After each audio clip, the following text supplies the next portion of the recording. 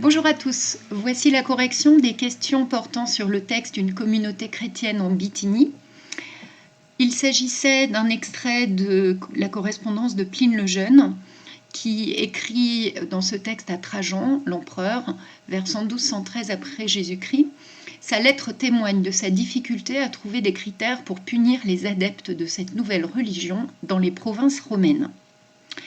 Vous aviez un code couleur qui n'est pas le même que celui que nous utilisons d'habitude, mais qu'on vous demandait de décrypter. Je vais commencer par lire le texte et ensuite je reviendrai un petit peu sur la partie manquante avant de procéder à la correction des questions de langue.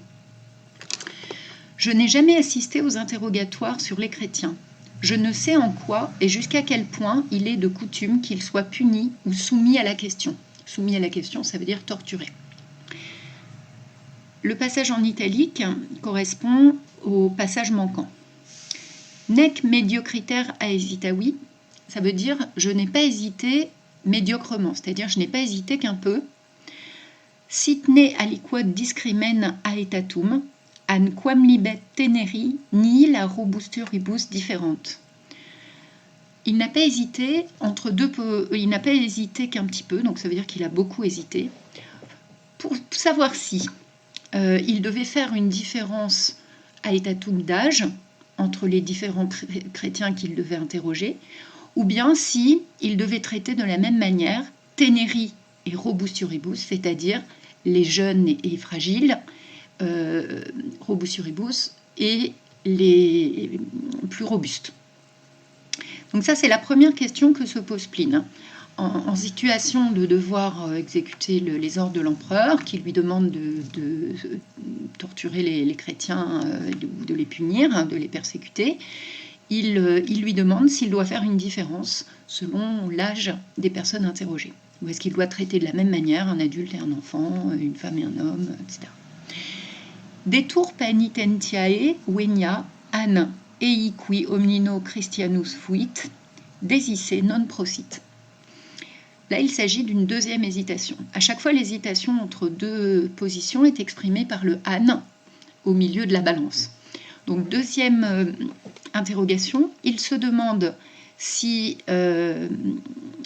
il doit punir de la même manière celui qui a demandé pardon, qui a exprimé des remords, ou s'il faut condamner les chrétiens une fois pour toutes, à partir du moment où ils se sont dit chrétiens, est-ce que même s'ils renient leur foi, est-ce que même s'ils demandent à ne plus être considérés comme chrétiens, est-ce que le mal est fait?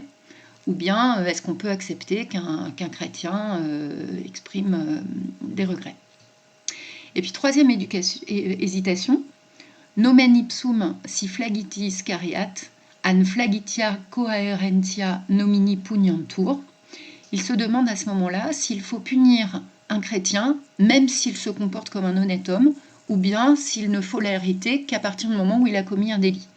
Est-ce qu'on doit l'arrêter en tant que chrétien, ou est-ce qu'on attend en fait qu'il commette une faute pour justifier son arrestation? Donc, trois hésitations qui sont assez intéressantes. On peut aussi les mettre en relation avec, par exemple, la persécution des Juifs pendant la Deuxième Guerre mondiale.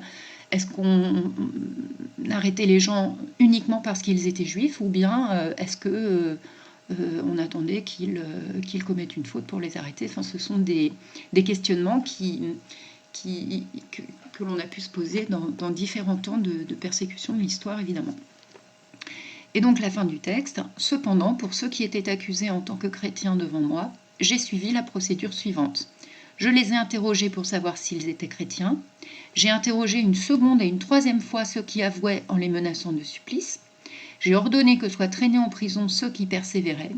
En effet, je ne doutais pas que, quelle que fût la nature de ce qu'ils avouaient, leur entêtement et leur obstination inflexible dussent être punis. Alors j'en viens aux questions de langue. Le point de grammaire abordé concerne ce qu'on appelle la proposition subordonnée interrogative indirecte. On vous demandait d'abord quel est le sens des verbes en vers dans le texte, quel type de proposition introduisent-ils. Donc les verbes en vers, vous aviez d'abord neschio, ici, qui est traduit par je ne sais, je ne sais pas, qui exprime l'incertitude. Et puis l'autre verbe, c'était donc interrogawi, qui est traduit par je les ai interrogés, qui est un verbe de questionnement. Donc vous pouviez aussi vous référer à la leçon qui portait sur les verbes exprimant une question ou un doute. Donc si on veut être plus précis, neschio exprime un doute et interrogawi une question. Quel type de proposition introduisent-ils? Eh bien, c'est l'objet de la leçon. Ils introduisent une proposition subordonnée, interrogative, indirecte. Quelle est la nature des mots en rouge? Alors, dans la leçon, vous aviez la réponse. Il s'agit de mots interrogatifs. Alors, selon ce que vous aviez étudié, alors il y avait quid et quatenus. Donc, quid et quatenus étaient ici pronoms interrogatifs. Alors, quid pour quatenus, c'était un adverbe interrogatif. Vous le retrouviez ici. Vous pouviez vous aider de la leçon.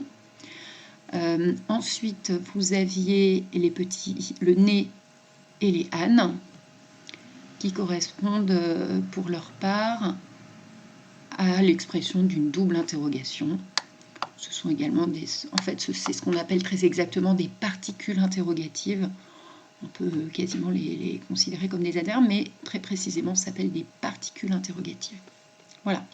Quand on parle de double interrogation, c'est notamment lorsque on veut exprimer une incertitude quand on hésite entre une position et une autre. Ça fait donc deux questions. Est-ce qu'on doit faire ça ou est-ce qu'on doit faire ça? Ensuite, vous aviez quelques questions d'analyse verbale. Alors, on vous demandait d'abord quels étaient les temps et modes de neschio et soleat. Attention, certains... Alors déjà, je remercie les courageux qui m'ont rendu tout le travail. Je suis contente de voir que je ne travaille pas toute seule. Donc, quels sont les temps et les modes utilisés? Certains ont donné uniquement le temps et pas le mode. Mais dans l'ensemble, c'était plutôt réussi. En même temps, j'ai pas reçu énormément de travaux non plus, donc je suppose que ceux qui n'ont pas rendu ont peut-être eu du mal à le faire s'ils ont essayé. Donc neschio, quand on regarde les temps primitifs dans le dictionnaire, du coup on trouve assez facilement, puisque neschio est le premier des temps primitifs, ce qui veut dire qu'il s'agit d'un indicatif présent. Indicatif, c'est le mode, présent, c'est le temps. Et pour soleat, le dictionnaire vous donne les temps primitifs suivants. Soleo essere solitus sum, qui est un peu bizarre sur la fin, mais enfin, eo essere vous amène un verbe de deuxième conjugaison, type dbo essere.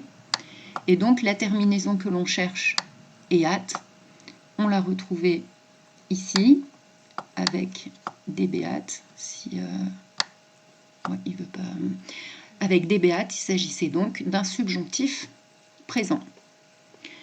Deuxième série de verbes à analyser. Interrogo, assare, avi, atum. Là encore, les temps primitifs, vous donnez tout de suite la réponse, puisque interrogavi était une forme des temps primitifs. Il s'agit du parfait de l'indicatif.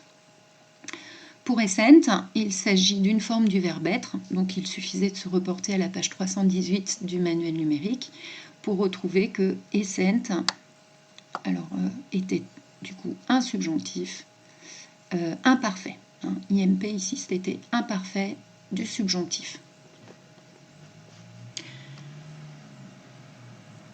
Pour Marion, qui a eu le courage de faire le bonus, qui a calé à la question, qui s'est arrêté à la question numéro 5, mais qui avait tout juste. Je donne quand même des explications. Est était ici le verbe être à l'indicatif présent. Si on voulait garder juste changer le mode mais rester sur le même temps, même personne, il suffisait de se décaler un petit peu et on trouvait ici le site. Alors, je vais peut-être passer en mode souligné si ça lui plaît mieux. Voilà, site. Ensuite, tenebant, c'est un verbe de deuxième conjugaison puisqu'on a teneo essere comme dbo essere.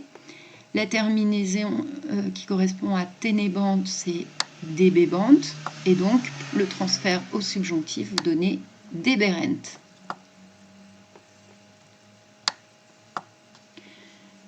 Question 3. Legeramus, une forme de lego, troisième déclinaison, conjugaison, qui se conjugue comme dico. Donc lego, ici on avait la forme donc legeramus, qui était en fait, il fallait pour avoir la terminaison eramus, il fallait aller chercher dixeramus. Alors c'est en fait une particularité de lego d'avoir le même radical au présent et au parfait. On a bien un radical de parfait plus la terminaison eramus, ce qui donne au subjonctif plus que parfait, donc dixisemus, et donc avec le radical leg, legisemus. Legisemus.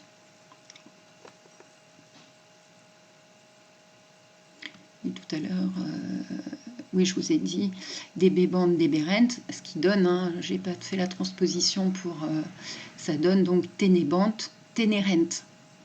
Tenerent. On avance, quatrième proposition. Là, c'était peut-être un petit peu plus difficile de retrouver le temps dans le dictionnaire. Si vous cherchiez dési, on vous disait que c'était le parfait de decino. C'est comme ça qu'on faisait pour retrouver ce verbe. Donc decino, icere, deci, decitum. On a donc, avec la terminaison erunt, un indicatif parfait, ce qui va donner dixerint au subjonctif parfait, et avec le radical desi du parfait, cela donne donc decierint. Decierint.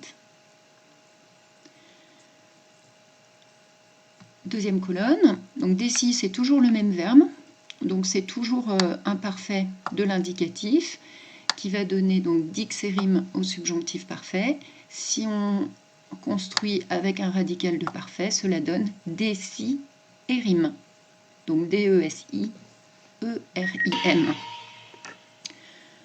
Numéro 6, là c'était plus facile, dicitis en plus c'est le modèle du manuel, donc dicitis va donner au subjonctif dicatis. Eras, pas de difficulté, c'est toujours notre verbe être, donc qui va donner au subjonctif imparfait esses, deuxième personne du singulier. Et pour le dernier, confitebantur, qui, quand on le cherche dans le dictionnaire, se présente sous une forme passive, confiteor, eri sus sum, ce qui correspond à debeor, deberis, deberi, debetus sum. Et donc on est sur une forme de deuxième conjugaison, mais passive. Donc confitebantur, c'était l'équivalent de debebantur, ce qui donnait au subjonctif imparfait deberentur, et donc avec notre forme, notre verbe confiteor, confiterentur. Voilà, confiterentur. Voilà, j'espère que vous avez compris. N'hésitez pas à me poser des questions ou à me montrer que vous êtes toujours là. Au revoir.